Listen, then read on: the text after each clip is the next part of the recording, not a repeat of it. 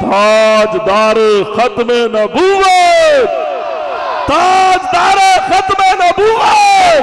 या रसूल अल्लाह लब्बैक लब्बैक लब्बैक या रसूल अल्लाह लब्बैक लब्बैक लब्बैक या रसूल अल्लाह लब्बैक लब्बैक लब्बैक या रसूल अल्लाह लब्बैक लब्बैक लब्बैक या रसूल अल्लाह लब्बैक लब्बैक लब्बैक या रसूल अल्लाह लब्बैक लब्बैक लब्बैक या रसूल अल्लाह लब्बैक लब्बैक लब्बैक या रसूल अल्लाह लब्बैक लब्बैक लब्बैक या रसूल अल्लाह लब्बैक लब्बैक लब्बैक या रसूल अल्लाह लब्बैक लब्बैक लब्बैक या रसूल अल्लाह लब्बैक।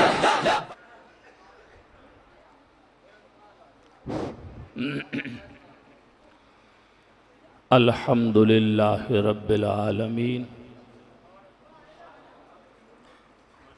वस्सलातु वस्सलामु अला खातमिन नबिय्यीन व अला आलिहि व अस्हाबिहि अजमाइन।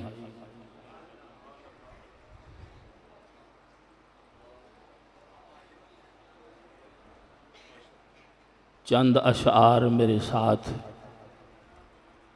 मिल के पढ़ें ताकि मेरी भी हाज़िरी हो जाए, आपकी भी हो जाए। या मुस्तफ़ा खैरल वरा, या मुस्तफ़ा या खैरल वरा, तेरे जिया कोई नहीं। या मुस्तफ़ा खैरल वरा, तेरे जिया कोई नहीं। किन्नू कवां मैं तेरे जिया, तेरे जिया कोई नहीं। या मुस्तफ़ा खैरल वरा, तेरे जिया सोना नबी लब्बे ते ताज होवे कोई। आका तेरे जिया सोना नबी लब्बे ते ताज होवे कोई। मैनू ते है इतना पता, तेरे जिया कोई नहीं। या मुस्तफ़ा खैरल वरा, तेरे जिया कोई नहीं। गोदी च लैके सरकार नू सोने मिठन मन ठार नू। गोदी च लैके सरकार नू सोने मिठन मन ठार नू। आखे हलीमा सादिया, तेरे जिया कोई नहीं। या मुस्तफ़ा खैरल वरा, तेरे जिया कोई नहीं। अक्सा दे विच आका मेरे पढ़ के नमाज पिछे तेरे। हबीबी या रसूल अल्लाह अक्सां दे विच आका मेरे पढ़ के नमाज पिछे तेरे नबियां नू भी ये कहना पिया तेरे जिया कोई नहीं या मुस्तफ़ा खैरल वरा तेरे जिया कोई नहीं। नबी सोनिया मन मोनिया कुरान है तेरा मदह खां। नबी सोनिया मन मोनिया कुरान है तेरा मदह खां। वशम्स है चेहरा तेरा तेरे जिया कोई नहीं या मुस्तफ़ा खैरल वरा।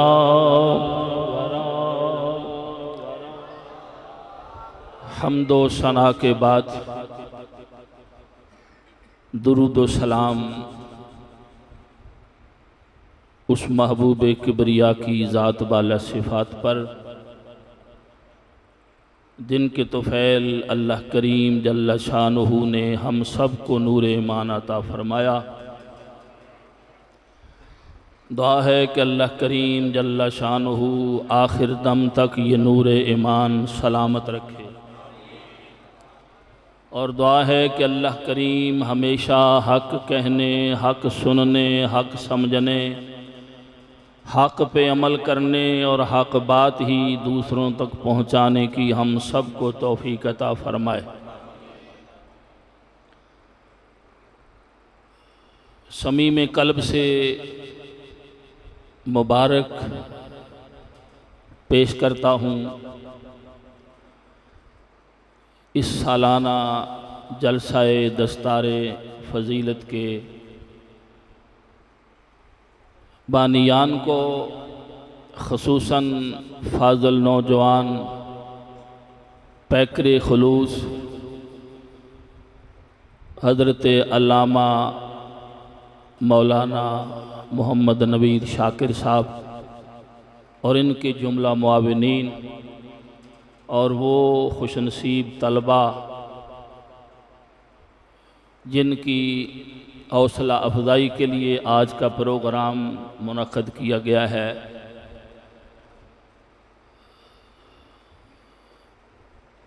आप हज़रात में ये आपके ख़तीब साहब मुझे जानते हैं, मैं इन्हें जानता हूँ।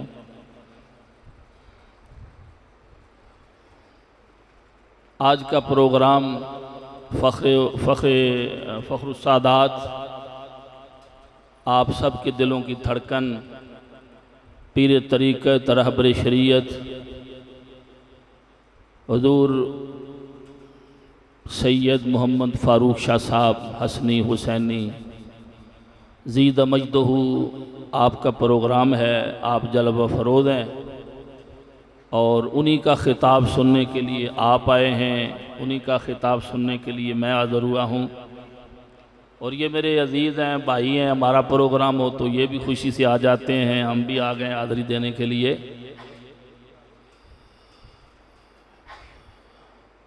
मेरा ख़्याल है मिलादुन्नबी के हवाले से, मिराज शरीफ के हवाले से इन्होंने दावत दी थी तो मैं हाज़िर हुआ था। आज प्रोग्राम तो शाह साहब का है और वैसे भी जब उलमा खुतबा मौजूद हों तो हमें सुनने का ज़ौक़ होता है कि लोगों का वक़्त ज़्यादा उनके लिए दिया जाए ताकि लोग ज़्यादा इस्तिफ़ादा कर सकें। कुर्बे क़यामत है, फितनों का दौर है, हजरत का भी इसरार है, इनका भी प्यार है, इधर से भी तकरार है। तो चंद एक बातें, बस 2-4 बातें। वो खतीबों वाले नखरे तो हमारे पास नहीं है। वैसे बात यह है, आपकी मसाजिद में, आपके महल्लों में, मुख्तलिफ मजहबी तकारीब के अंदर हकूक़ वालिदैन तो बयान किए जाते हैं, और बहुत सारे लोगों की ये फरमाइश भी होती है, हज़रत साहब हकूक़ वालिदैन बयान फरमाओ। बच्चे एहतराम नहीं करते, बच्चे अदब नहीं करते, इनमें हया नहीं है, डर नहीं है। हकूक़ वालिदैन की तो बड़ी डिमांडें होती हैं, लेकिन फ़राइज़ वालिदैन का कभी किसी ने नहीं सोचा। और लोग समझते हैं कि जी हमारे बच्चे ऐसे हो गए हैं, ये प्यार नहीं करते, ये अदब नहीं करते, इनमें तरबियत नहीं है। आप इंसाफ से बताएं,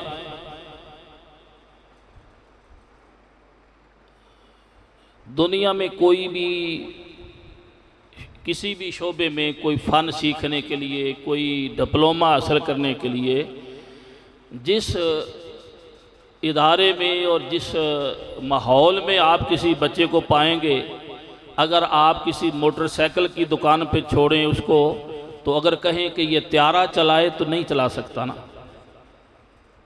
अगर किसी कारपेंटर के सुपुर्द किसी बच्चे को करते हैं और कहें कि कल को जेवर बनाए, तो वो नहीं बना सकता ना। जिस दुकान पे छोड़ा है, जिस माहौल में छोड़ा है, वहाँ से वो वही सीखेगा। हर घर, हर माँ बाप की ये कोशिश होती है, वो अपने बच्चों को स्कूल भेजते, और हर बंदा समझता है कि स्कूल के अंदर तालीम भी है, तरबियत भी है। स्कूल एक फ़न है, रोज़ी कमाने का ढंग है, उसमें ना इल्म होता है ना तरबियत होती। अगर स्कूलों कॉलेजों में तरबियत होती हो तो ये जितने असम्बलियों में चोर बैठे हैं, ये उधर से होके ही आए। स्कूलों में, कॉलेजों में, इदारों में, वो हमारे तबस्सुम साहब भी देख रहे हैं माशाल्लाह, ये बड़े बड़े खुतबा यहाँ तशरीफ़ फरमा हैं। आगे तशरीफ़ ले आए।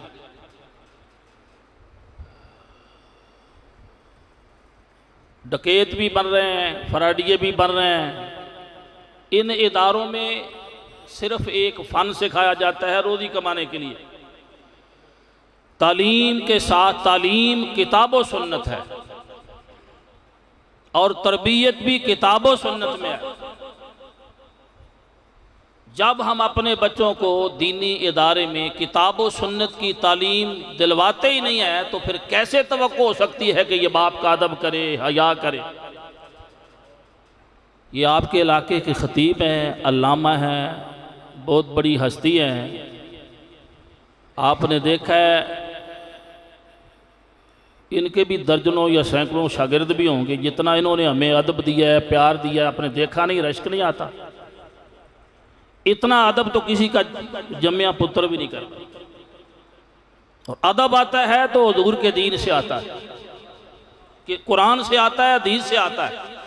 अगर आप चाहते हैं कि हमारे बच्चे हमारे हाथ चूमें, पाँव चूमें, जूता सीधा करें, हमारी खिदमत करें, तो अभी तक आपको पता ही नहीं है कि ये सारा अदब और तरबियत ये किताब व सुन्नत से मिलती है। और बड़े बड़े उलमा, बड़े बड़े शेखुल हदीस भी होते हैं, जब उनका उस्ताद आ जाए, उस्ताद की गली का कुत्ता भी आ जाए, तो वो एहतराम करते हैं। हर माँ, हर बाप की फिक्र है कि मेरा बेटा प्रोफेसर बन जाए, डॉक्टर बन जाए, इंजीनियर बन जाए, पायलट बन जाए, सियासतदान बन जाए। कभी किसी ने ये नहीं सोचा कि मेरा बेटा भी हुजूर दाता का गुलाम बन जाए। हम सुन्नी लोग हैं, औलिया के, वलियों के, पीरों के मानने वाले हैं, लेकिन पूरी मस्जिद में बताओ कितने मर्द हैं जो मुसल्ले पे रो के दुआ मांगे, या अल्लाह मेरा बेटा भी अल्लाह का वली बन जाए। हर किसी की यही लगन है कि इंजीनियर बन जाए, प्रोफेसर बन जाए, डॉक्टर बन जाए, पैसा कमाए जहाँ से भी आता है। और अगली बात कि हम तो फिर हुजूर गौस पाक के भी मानने वाले हैं, गौस पाक सरकार के भी मानने वाले हैं। तो मैं अगर आपको अपने विजदान की बात करूं तो आपके बर्रे सगीर के अंदर जितने औलिया किराम के आस्थाने आबाद हैं, किसी एक की हिस्ट्री पढ़ के देखें, उनकी माँ की सीरत पढ़ें, उनके उसके बाप की सीरत पढ़ें। अल्लाह के वली और नेक बंदे, उनकी इस विलायत और इस मंजिल के अंदर उसकी माँ का हिस्सा भी शामिल होता है, बाप की मेहनत भी शामिल होती है।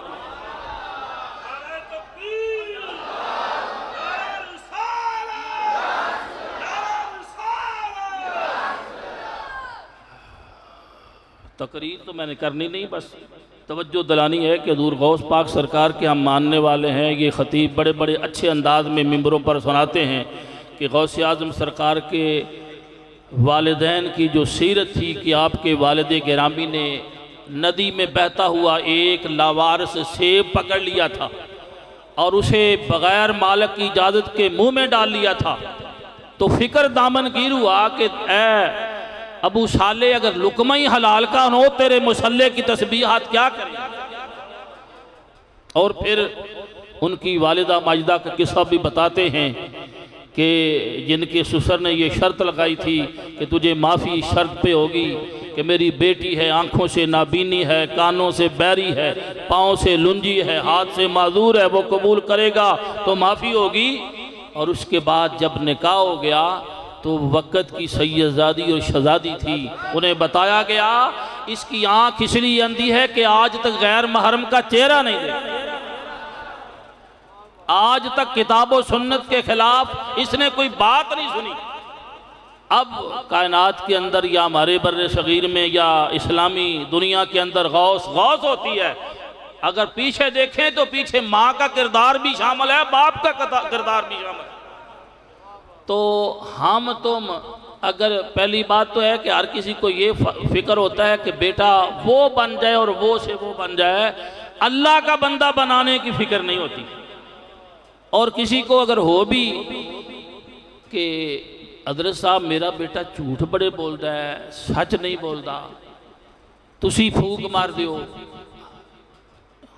उन्हें पूछना चाहिए जरा ईमान नाल दसी तू सच बोलना है। उसकी वालिदा माजिदा, माँ जी तुसी सच बोल दे हो जड़ी। हाँ, तो वालिदैन के फ़राइज़ में, औलाद के हकूक़ में उनकी बदायश से पहले बाप पर जिम्मेदारी शुरू हो जाती है। जिस बाप ने नेक फर्माबरदार मुअद्दब बेटे की ख्वाहिश रखता है, उसे चाहिए कि अल्लाह की नेक बंदी तलाश करे।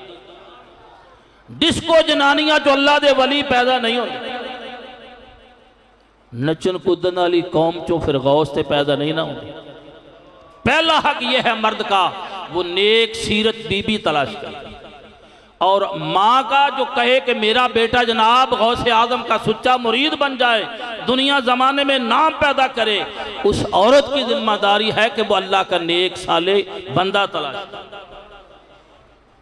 औलाद के आने से पहले माँ बाप की जिम्मेदारी है अपना साथी कोई खुदा वाला तलाश करे। उसके बाद अपनी औलाद को रिज़्क़ हलाल खिलाए, हलाल खाए और हलाल खिलाए। अल्लाह, हराम खाने से, हराम खिलाने से। और अगर औलाद की तरबियत करनी है तो तरबियत करने के लिए वो एक मैंने पढ़ा था, आजकल वो क्लिप चलते हैं तबस्सुम साहब, कि एक एयरपोर्ट पे कुछ लोग बैठे थे, तो एक औरत थी, उसके साथ उसके बच्चे थे। पूरा एयरपोर्ट हर किसी ने मोबाइल खोला हुआ है, तो उसके बच्चे उन्होंने एक कोई इस्लामी किताब है पढ़ रहे। किसी ने पूछा बाजी आप अपने बच्चों की तरबियत कैसे करती हैं? उसने कहा जो मैं पढ़ती हूँ मेरे बच्चे पढ़ते हैं, जो तुम देखते हो वो तुम्हारे बच्चे देखते हो। तो औलाद की तरबियत के लिए पहले अपना नमूना पेश करना होता है। और हमारे माशरे के अंदर नौजवानों की तरबियत की ख़राबी की सबसे बड़ी वजह यह है, बहुत सारे माँ बाप की अपनी तरबियत कोई नहीं। अगर तरबियत औलाद की चाहते हो तो पहले अपनी कराओ। अपनी तरबियत होगी, क्योंकि बच्चा जो है वो देख के सीखता है। और हमारे कई मदारस के अंदर बच्चे जो पढ़ते हैं हुफ़ाज़ के पास, वो उस्ताद से सीखते हैं, और उस्ताद की भी तरबियत कई जगह पे नहीं होती। जैसा बाप होगा बच्चे बग़ैर किसी कोशिश के वो सीख जाएंगे, जैसा उस्ताद होगा उसकी आदतें बच्चे खुद सीख जाएंगे। अपने बच्चों को पढ़ाने के लिए कोई अकीदे का भी अच्छा हो, अमल का भी अच्छा उस्ताद तलाश किया करो। और हमारे माशरे में कितने लोग हैं जो अपने बच्चों को खुश नसीब हैं, हम उन्हें मुबारक देते हैं, जो हिफ़्ज़ के लिए भेजते हैं। और हमारे ज़हनों में यही है कि हमने बहुत बड़ा पहाड़ जो तय करना है वो ये है कि अपने बच्चे को 3, 2.5 या 4 साल का वक़्फ़ करके कुरान पढ़ा दें, हिफ़्ज़ करा दें। और आपने देखा है माशरे में कई आफत हिफ़्ज़ करने के बाद बिल्कुल लफंडर फिरदन, न दाढ़ी, न पगड़ी, न नमाज, न रोज़ा। आम बच्चे तो कुछ हया करते हैं, वो बिल्कुल आवारा। उसकी वजह क्या है? मैं अपने अजीज़ से भी अर्ज़ करूँगा, इनके निसाब में जो पहले था, चूँकि बच्चे मदारस में कुरान मजीद हिफ़्ज़ करते हैं, माँ बाप की भी यही सोच होती है कि बस ये 2.5 साल में हिफ़्ज़ कर ले, पूरे ख़ानदान की जन्नत की टिकट। बस ये तसव्वुर होता है कि बस यही इल्म है। और उसके बाद माँ बाप जिसने 4 साल बच्चा वक़्फ़ किया है, उनके ज़हन में नहीं होता जिस बच्चे को जो पढ़ा रहे हैं इसके मुताबिक हमने इसको डालना भी है, और बच्चे को पता ही नहीं मैंने क्या पढ़ा है। तो मैं इनसे गुजारिश करूँगा कि अपने तलबा में जो बच्चे बाशऊर होते हैं, समझदार होते हैं, 5-10 सिपारे पढ़ने के बाद उनको साथ तर्जमा भी पढ़ाएं। खाली हिफ़्ज़ के साथ वो मसाइल भी सीखें। मेरा उसने जाना ये पहले ही करवाते होंगे मेरी सोच से ज़्यादा, लेकिन कई मदारस में ऐसा ही होता है कि वो 30 पारे तो पढ़ जाते हैं, दुआ कुनूत उनको भी नहीं आती, गुस्ल का तरीका उनको भी नहीं आता।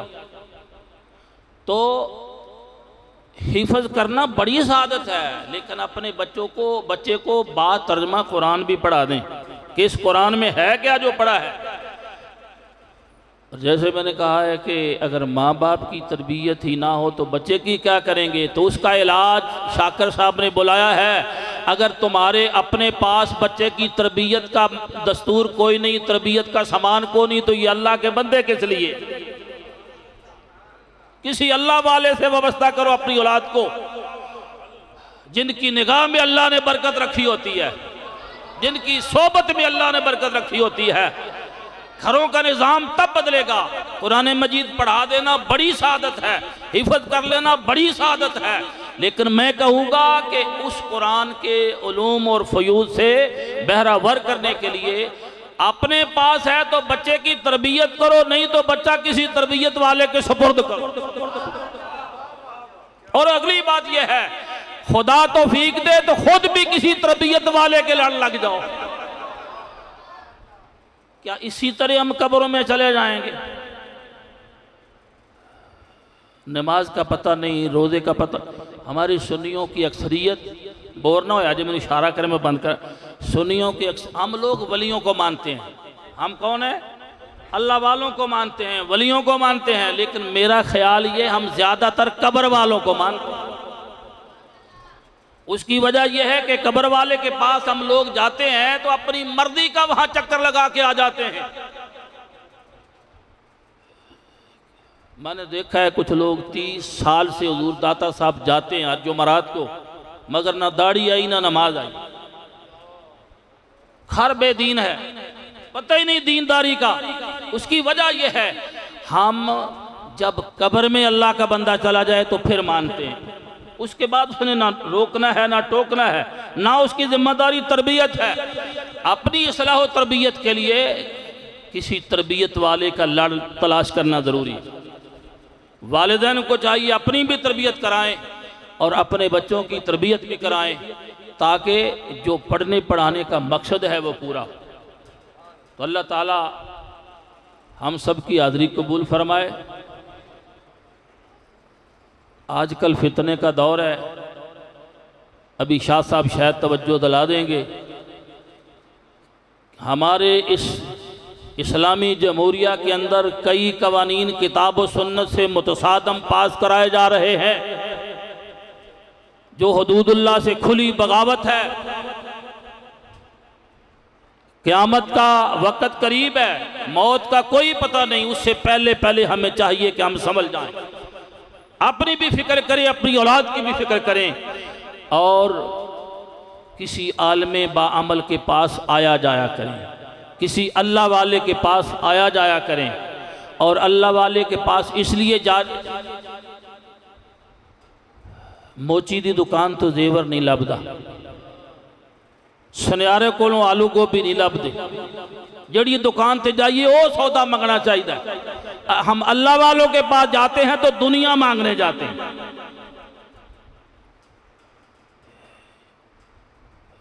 अल्लाह वालों से अल्लाह की राह पूछनी चाहिए, अपना दीन सीखना चाहिए, ईमान बचाना चाहिए। अल्लाह ताला मेरी और आपकी हाज़िरी कबूल फरमाए। तकरीर कभी फिर सुनाएंगे नहीं।